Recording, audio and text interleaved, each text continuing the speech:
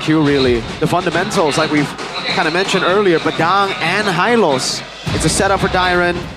Should be Badang Edok, right? And yeah, as expected, it will be the Edok to come out of Evos. Both teams playing with comfort, it seems. Yeah, falling back to old patterns. But we're looking at really good team fight composition from RQ, especially in the early stage of the game, right? They have the Luo Yi, even pre-level 4, very strong, good base damage. And it's against a Suyo in the jungle as well. I think the early game is going to be quite brutal for Evos. With the early game level 1, level 2 of the Luo Yi, with the Hayabusa in the hands of Sutsujin, and with the Badang to really enable the whole team, I feel like RQ have the tools available to really hardcore pressure Evos and prevent them from really having a lot of momentum in the early game. Lineup rating favors the White Tigers here for game number 1. So take that with what you will. We'll see exactly how the players actually implement and execute their game plan in the game. So ladies and gentlemen, once again, a rivalry that transcends generations. Welcome to the second classic derby of MPL ID Season 15. It's RRQ and Evos. Will it be revenge or repeat? Will RRQ be able to repeat their success in leg number 1? Or will the Tigers climb out of that 7th place position in the standings with Erlan on the Moskov? In the mid lane already, a skirmish happening. Revitalize used up key. Caught in the bad spot, but it's Prio for RRQ. That's the wave you're talking about, especially with Edok actually on the Hylos. That's a whole different look. It won't be as dynamic, but Toy with the Kimmy in the gold lane, applying a lot of pressure there towards Erlan. Remember, that's another extra pick-off tool that RQ can use. So Evos, they gotta be a bit more careful. But right now, especially if they are on curve, I think the Gilaaaa is a stronger engage tool compared to the Hylos, obviously. Before level 4 though, I think Evos have to try and find something here before these diversions from RRQ start making their presence known. That's a big problem, right? Because technically both teams are kind of reliant on that level 4, right? Gilaaaa with the Tsunami Slam will get that at level 4, but on the other side, like you mentioned, they are going to have to be aware of that level 4 power spike to hit for the side of Rins. We're taking a look at, wait a second. No stun on, oh, Yin Yang reaction, catching all of them, Albert caught in the shadow kill. Sutsujin already with a double. That's the damage that we were talking about in the drafts, especially against the Suyo that doesn't have as much protection against magic damage. Luo Yi's base with the Yin Yang reaction, it does that much damage. Now Albert has to kind of fall because of that in the early portion of the game. Going back to the emblems, we saw a lot of tenacities uniquely for the side of RQ. I mean, they're for sure expecting a brawl with this kind of composition. They are the ones trying to make the game messy all across the board. Dairen though went with the support emblem, if I saw it correctly, but look at this now. Whoa! Shatter missing. That's gonna be Albert winning the retreat battle though. Edok caught on the bad spot. Now Dairen able to get a punch in. Flickers out the safety. Reggie still wants to go for more. That pathway really gave Evos an entrance. Interesting chain of events. Albert being able to pick up the neutral objective, and it looks like they're utilizing that pressure to look for something else on the map. Despite Toy having a better time against Erlan because of the range, Evo still want to try and punish that. Suelo already rotating towards the bottom side of the map. Edok will spot them out though. Won't really be going for a play. Oh, diversion. Suelo caught on the bad spot. The Quad Shadow does land. Yin Yang reaction. Not there just yet. Rins. Uh-oh, has to purify, but you cannot purify out of the Soul Sever. Albert on the board. Interesting move there. RRQ get in position, but then it seems like they saw the amount of people, the amount of players for Evos congregating around that area, and decided to bail. Unfortunately for Rins though, on a hero like the Luo Yi, you can't really go anywhere once you've committed that far deep. So Evos, they won the neutral objective steal, and now they had a gold advantage despite RRQ laying down that pressure. So just, yeah, exactly. Like the chain of events for RQ was already really, really good. And I guess maybe Rins wanted to go for the gamble, but it's actually been able to put the White Tigers, Evos here, back on the board, equalizing the early game pressure that RQ had been able to put. Talent prediction by Gope. We're hearing a lot of oohs in the MPL arena. It looks like, what? Oh, Mr. Papung Pulong and Mirko. Yeah. For part Evos. of the Pulong train now. Oh. But it's not because I'm anti-RRQ, unlike Pulong apparently. I really think Evos have a shot. I feel like whenever it's the classic derby we're talking about, it somehow always feels like there is a shot. Even when both teams are at their lowest, they find some way to show up. But look at Erlan being shredded down here. This Kimmy is an absolute bully in the lane. But now Evos make the play onto the turtle. Rin's gonna be spotted as well. Now Glorious pathway into the back line. Albert will be able to jump in forward, but it's gonna be... Oh, wow! Still a retry win! Got the back spot! Oh, still revitalized. Albert will be taken down. Sutsujin on a killing spree, but now the leftovers are there for Reggie. And onward to lock Edok down. And it's a kill back. Turtle and a kill. Sutsujin, though, will get the purple buff. Well, you might be right here. I mean, looking at how things have progressed, Reggie gets caught. Oh, Reggie, this one is an interesting move. Flickers out. Dyron gonna walk up again. Oh! That's a flicker and a pin down. Reggie still able to get the Earth Shatter down, but Darius recalls on him down below. Not even a kill. Key cut down by Toy. Slowly but surely getting rid of that HP bar. Diversion. Dyron and Rins takes it. Erlan is able to escape with Key. So the diversion really isn't used to be sneaky to set up something without being seen. It's really used just for quick rotations here. Spear of Destruction, but it won't be taken. Hopefully not. RRQ are gonna try and pressure for this bottom turret, but they won't be allowed to. All things considered, against the notorious Sutsujin Hayabusa, against a diversion, with Toy bullying Erlan in the lane, Evos isn't doing too bad with 2 turtles to their name. Absolutely, they're trading back really, really well. The fact that Sutsujin has been unable to get the neutral objectives early, and the Suyo commit actually lands them the neutral objectives. It's going according to plan for Evos. We're looking at already 1 item under the belt of Erlan, despite being in that lane against the Kimmy. Only a 200 gold lead. Wait a second. Jumps to the back. There's a Purify there. He's going to be stunned up as well. Now he's going to take it down. Toy picks up the kill. Reggie with the Primal Wrath already. 1-0 for RRQ. An all-in trade with a lot of ultimates used there. But against RRQ right now, with the Glorious Pathway and Revitalize combo, it's just a bit too much there. Key, unfortunately, has to fall. The Purifiers were available for RRQ, so that is something that Evos really have to time really, really well. Because the fights are going to go differently depending on who doesn't really have a Purify available on the side of RRQ. Absolutely. You can see Sky Piercer already built in for Toy, as well as second item. Ooh. Sway low is able to escape. There's no instant initiator. Sutsujin on the quad channel and the shadow kill on Reggie. Oh, Primal Wrath cancel! Dyron! Wow, he got the shot, he got the punch before that. Dyron though, now no fist crack. Tsunami Slam, locking him down. Still, Albert will be the one forced to get out of the situation. Sutsujin with his first turtle this game. It's gonna be a turret though, taken by the minions up top. Dyron, again, locking Key. He won't be able to jump out of this one. Toy! First sack on the Sky Piercer, a tier 1 in the mid lane, and a diversion down below. Erlan, can you escape? Has to purify, will be able to purify, but not from the damage. Edok gets the kill. That's a diversion, responded over. Now it's gonna be Rins, caught in the bad spot. Reggie, Primal Wrath over. Dyron with the pin down, but it's only on to 2, and it's gonna be Sway low. Who's still in the back? Dyron low, Sutsujin! Killing spree, Sway low! Whoa, with a flicker! And it's a shutdown for Reggie and a Maniac! What in the world is going on? That was a long-drawn skirmish. 4 members from the side of RQ taken out. Albert and Erlan as well. Who was that worth it for? It's hard to tell. I mean, RQ got the gold lead so far with all that happening. Let's take a look at the replay first, presented by the official tournament smartphone.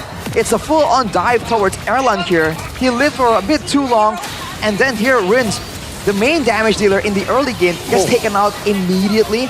But look at what happens here. The fact that the Primal Wrath was popped by Reggie, and he's able to just free hit the whole time here. Gets a Maniac, gets a shutdown. He's not gonna be the main carry though in the late game, so the fact that he has 6 kills to his name is kinda insane. Sutsujin has 4. So, I mean, when you look at it that way on who gets the kills, I gotta say, it might be worth it for RRQ. Have we seen an EXP lane pick up a Maniac this season? I don't think so. Right?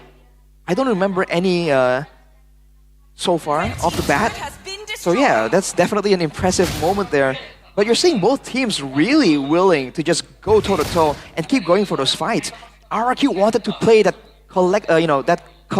calculated style. They pushed the wave below, they rotated with the diversion. I think that play by Evos really caught them off guard there. They failed to notice that part of the reason why they won so hard was that Suelo did not have a combat ultimate. Now with the Lord up, they're already getting bursted down. RRQ. They're trying to blitz it. Reggie looking for a play, doesn't have the flicker. He will jump in, but won't be able to get a trade. Evos lose out on the Lord. RRQ, 2,000 gold ahead. All right, 9 minutes in, we're looking at how the tides have shifted quite a bit. And it's a wonder, right? There's a young man from the Philippines that really dislikes the Valentina blind. But this is exactly the value that the Valentina can have in the game, right? The fact that Suelo was able to utilize that diversion to create something of an equal trade with RRQ has been insane. Ooh. And the fact is, with this Lord push, they can actually try and look for something similar. So far, really good by Evos. They're able to actually get the Lord low enough for it to not take down the tier 2. And RRQ haven't really managed the waves where it could actually shove in all together. Albert was able to control up top. Reggie now is looking for a position, does have the flicker, might be looking for it. Earth Shatter only knocking up the purple buff. Edok not looking for the stun. Reggie with the backward. Oh! Uh-oh. He able to find Rins. He does have the Purify, so Nami-san coming down with the Purify already used on Suelo. Put down the glorious pathway. Tyrant. He with the flicker out. Really respecting the potential there for the catch of RRQ. Man, RRQ though are using this, again, the divergence just for quick rotations to really get a footing in the jungle of Evos. So despite the fact that it's kind of equal, oh, look at that pickoff attempt there. Man, the Kimmy is a very underrated engage tool, and I think a lot of people really need to start respecting it a bit longer, especially with the kind of follow-up that RRQ have in this game. Evo's got to be really, really careful. So much that you would consider it as first pick prio? I don't know if I would go that far, but I'm talking more about the engage potential there. It's great because it can be flexed as well, right? I don't think any of us were really expecting a toy retarding it. Erlando Purifies out of the way. Tier 2 taken down. That's a stolen one from Suelo. He's only able to catch Edok though, so for RRQ, it's all fine and dandy. A win. 4,000 gold lead now. All I need to do is hold on to this. Swift Trinity already built in for Erlan. Is that enough for them to look for a comeback? I think the issue right now is that Erlan hasn't really been able to walk up and deal damage reliably thus far. No real big moment for him to actually output all that damage just yet. Because even in a fight, all his basic attacks can kind of, go through the whole team. So they're currently frontline. Reggie though gets caught. Has the flicker, will be able to flicker out to safety. But that is another resource burnt out. Diversion. Where is it going? Up top it will be. Sutsukin takes the purple buff away from Albert. Key. Tsunami Slam over to Dyrant. Will they be able to follow up in time? Dyrant's going to be taken out by Albert, who gets the execution. Will run the wrong way though. Suelo takes the glorious pathway. Not a good trade for Evos. XP for jungle. Uh-oh, no retribution means that they should be happy to let this go, right? Edok looking for a zone. Whoa, he gets chunked quite low. Key jumps into the midst of it. Also, Tsujin able to look for the quad shadow. Won't be able to go for the shadow kill. Now it's gonna be Key still in the back. Reggie dealing so much damage. That's a Purify out from Ridge. Reggie taking very low. Gets a shutdown in the bottom side of the map. And RRQ, all of a sudden, they're the ones on the back foot. 2-for-1 trade there. Well, 2-for-0 rather. And that's going to be another reset for the neutral objective take. You saw that Toy was doing his best as well to take members of Evos down. But unfortunately, even with that, they were unable. Maybe now with the Divine Glaive, things could end up differently. Uh-oh. Key's looking for another Tsunami Slam. Lord held down by Evos. This should be free unless Dyron is somehow able to make a crazy play happen. Diversion coming down with a Tsunami Slam as well. That's going to be Rinz and Ida walking up. Albert with Retribution, securing it now. Reggie caught in that reaction. Toy gets the shutdown. Evos, the call is to back away, and they will just lose their frontliner in Reggie. And that's a great play by Evos right there. RRQ, despite getting Albert, I really feel that I feel like they failed to recognize that they used almost all of their ultimates right there. Evos still had theirs up for the fight, so they went in to try and stop RRQ, and RRQ obliged them in a fight because they felt they have the man advantage perhaps, and that's where they started really losing in that fight. With that sway of events now, Evos has the Lord. It will get cleared out though, so it's still not the worst case scenario for RRQ, but they have definitely lost a lot of momentum off the back of that sequence of events. It was a 3,000 plus gold lead earlier on. That's a diversion play from RRQ. Some damage onto Rins, but not too much to take him down. But going back to the gold lead, shrunken down to only 1,600, 1,800 here, and making it even bigger possibility for the White Tigers to come back. Suelo opted for Divine Glaive on top of everything as well. There's just a Wishing Lantern too on the Valentina. I'm not sure if that's the usual item we see. Idok though. Suelo able to get out. Good Earth Shatter to disengage. And Evos. Oh, Suelo gets caught. Doesn't have the flicker. Doesn't have the dashes anymore. But there's no follow through from RRQ. Bottom lane still pushing in. Both teams slowing it way down. So why do you think the Wishing Lantern was built for Suelo? I think he wanted to actually be a real threat to Tyrant and Edok in the early game. Because before Erlan can really shred them down there, it's up to the Valentina, the mid laners, to really output that damage. So I think that's where that itemization comes through. Now though, with the Divine Glaive as well, you know, to tanky or squishy members alike, Suelo is going to be doing a ton of damage right here. Looking at the gold distributions here between Toy and Erlan, so far, I mean, all things considered, I feel like Erlan, you know, has damage, but I really feel like Toy really is a lot further along in his itemization. Went to the Sky Piercer as well, so it's definitely oh man, whoa. Gonna look for a turret in the mid lane. The Queller lands on Rins. He's able to clear it out. Tsujin scouting in the bush. Finds Reggie. But again, that ain't no target. He backs away. Well, now we're back into this. We're in this situation, Mirko, like you were talking about earlier, about how Evos are able to withstand the early game methodical play, and now we're in the late game. This is the win condition. Reggie gets jumped on. We'll be backing away. Both teams really hesitating on the full-on engage now, knowing what is at stake. 10 seconds into the Lord is in the map. It's at this point, honestly, it could swing in either side, to either side. Sutsujin 15, Albert 15. These resources are all up. We're seeing Suelo go for Tsujin. Hylos again. Whoa. Edok going in all alone. Gets chunked. Glorious Pathway cutting them off now. Or Shadow in the back. Toy will be able to escape. Reggie will go for the onward. Riz gets taken out by Albert. Who's going to be caught in the back spot. That's going to be Shadow kill over. Sutsujin taking him away. Suelo going to be caught. Toy going crazy. Erlan on Sutsujin. Gets the immortality. But it's going to be the quad channel to escape. Now Erlan against two. Will they be able to take this away? Erlan picking up the kill. And Toy gets the shutdown. Toy with a Maniac. And it's a wipeout for the Kings. 16 minutes wiped out. Sutsujin and Toy, the members left from the kingdom. They're going for the end here. Should be over. RRQ on it. The cannon minion will be enough. And RRQ take the game 16 minutes and 58 seconds. Oh boy. A Maniac traded back with a Maniac for RRQ to really end the game there.